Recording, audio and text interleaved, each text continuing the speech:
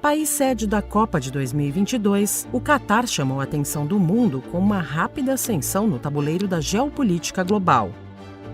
Com um território pequeno e rico em recursos naturais, a península do Golfo Pérsico tem usado sua alta capacidade de investimento para tentar modular sua imagem internacional. Nos últimos anos, o país investiu em uma repaginação que passou pela compra de hotéis e marcas de luxo, grandes empresas de mídia e até times de futebol. E a última aposta, com a intenção de aumentar sua vitrine para a comunidade internacional, foi a Copa do Mundo.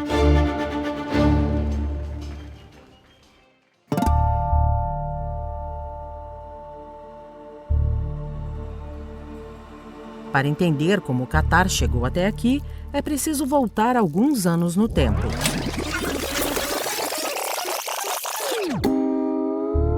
O pequeno país árabe teve sua independência reconhecida em 1971, quando se libertou do domínio britânico. Pouco tempo depois, uma grande reserva de gás natural foi descoberta no Campo Norte, à época considerada a maior do mundo. O recurso foi usado para transformar o que antes era um pequeno vilarejo de pescadores num grande centro urbano, conhecido por seus arranha-céus luxuosos e obras faraônicas. O Catar ele é estruturado através de uma interpretação rigorosa do Islã arabita e de uma sociedade organizada em torno do Emirado, muito verticalizada, muito hierarquizada, que se assemelha, embora existam diferenças significativas, a outras petromonarquias que foram se consolidando também durante a segunda metade do século XX. O Catar, a diferença talvez dos outros países da região, ele tentou seguir uma estratégia geopolítica própria, que passava por uma busca de autonomia, porque ele se sentia ameaçado existencialmente tanto pela Arábia Saudita como por esses vizinhos instáveis, vamos colocar assim, que são o Irã e o Iraque. E essa autonomia passou primeiro por uma aproximação muito grande com os Estados Unidos. O Catar se tornou um interlocutor militar essencial dos Estados Unidos nos anos 90, com a instalação de uma base americana no Catar, uma base que depois foi essencial para todas as atividades dos Estados Unidos no Oriente Médio na década que se seguiu, tanto no Afeganistão como no Iraque como na Síria.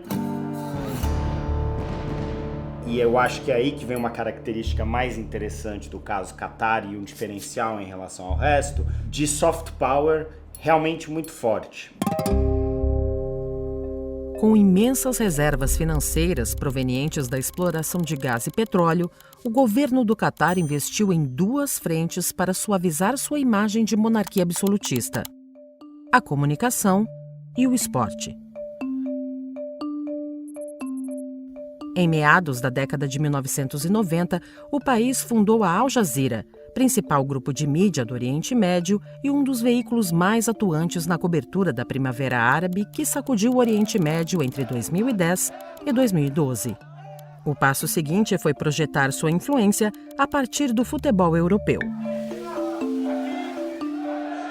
Com isso, a pequena Península Arábica abriu competição com os Emirados Árabes Unidos, monarquia vizinha que também usava o esporte mais popular da Europa para melhorar sua imagem, a partir de vultuosos investimentos no futebol britânico. Whether we want to develop your country, whatever you want to, put yourself in the international map, Qatar look at the sport as the vehicle to reach to these objectives. A aquisição do Paris Saint-Germain foi um passo importante, primeiro porque permitiu ao Catar consolidar os seus laços geoestratégicos com a França, que na altura era presidida pelo governo Sarkozy, pelo Nicolas Sarkozy, que desenvolveu uma parceria econômica com o Catar de muitos investimentos para empresas francesas e de muitas controvérsias também. Até hoje, a natureza desse pacto entre a França e o Catar tem sido objeto de várias investigações de jornalismo. E o Paris Saint-Germain ele é todo um pacote. Ele é a Torre Eiffel, ele é um atrativo global que permite ao Catar, através da imagem de Paris, de se projetar pelo mundo. Ele tem um diferencial em relação, por exemplo, ao Manchester City, que é o clube de Abu Dhabi, no Reino Unido. O Paris Saint-Germain, ele projeta uma imagem de glamour, ele projeta uma imagem de luxo e, sobretudo, ele projeta uma imagem de transformação. Porque o Paris Saint-Germain era uma equipe modesta, de um campeonato modesto, e com a chegada do Qatar, todo o campeonato francês mudou de escala. Pouco antes do início da Copa do Mundo, o jornal Le Monde revelou que o então alto dirigente da FIFA, Michel Platini, esteve presente em um jantar com Sarkozy e o emir do Qatar.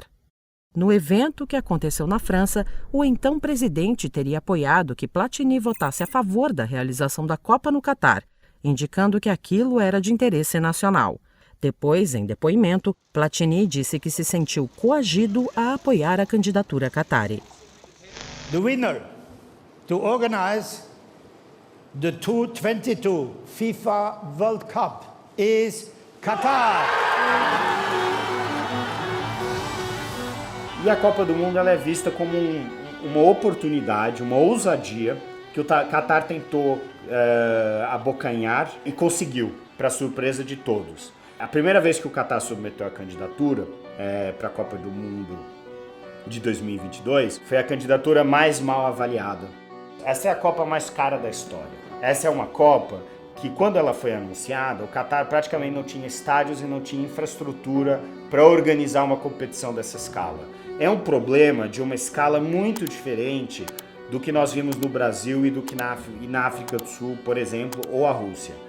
E a outra coisa é que o Qatar sinalizou imediatamente que ele não tinha capacidade para desenvolver essa infraestrutura, ou seja, que ele contrataria muitas empresas de fora.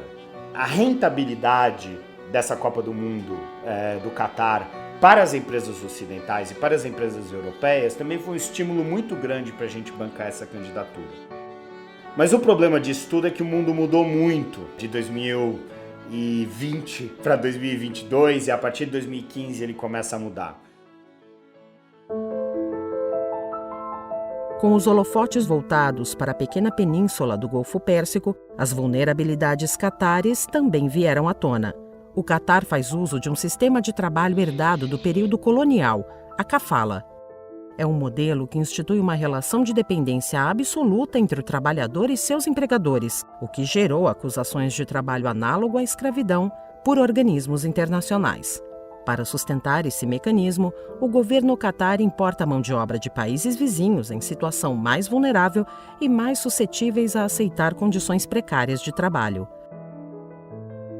2/3 da sua população são migrantes nepaleses, indianos, bangladeshes, paquistaneses em situação ultra precária, com quase nenhum direito e que participaram nessa construção dessa Babilônia moderna que é o Qatar nos últimos 30 anos. Ele é contratado por uma empresa do Qatar, ele chega no Qatar, ele tem o seu passaporte confiscado, ele não tem um visto e o seu direito de trabalho, o seu direito de permanência do Qatar depende da empresa que estabelece as suas regras de trabalho.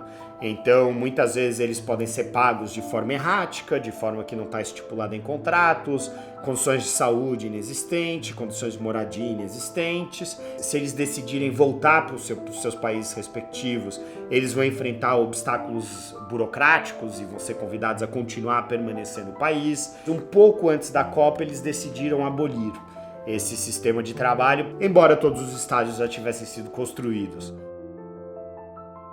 O Qatar ele tinha um cheque em branco. Ele não tinha problema de dinheiro, ele não tinha problema de regulamentação. Era quase um jogo de videogame, que você podia construir a sua cidade do zero. Era um Sin City da Copa do Mundo. As autoridades criaram um comitê supremo da organização da Copa, diretamente vinculado à presidência, que tinha poder sobre todos os ministérios. E esse tipo de autoridade central com esse poder facilitou muito a organização. Em termos de eficiência foi nota 10, mas em termos de relação com as normas, com o que a gente acha que é o certo, às vezes foi um pouco mais complicado no caso do Qatar, mas mais uma vez, esse é um grande clássico das Copas.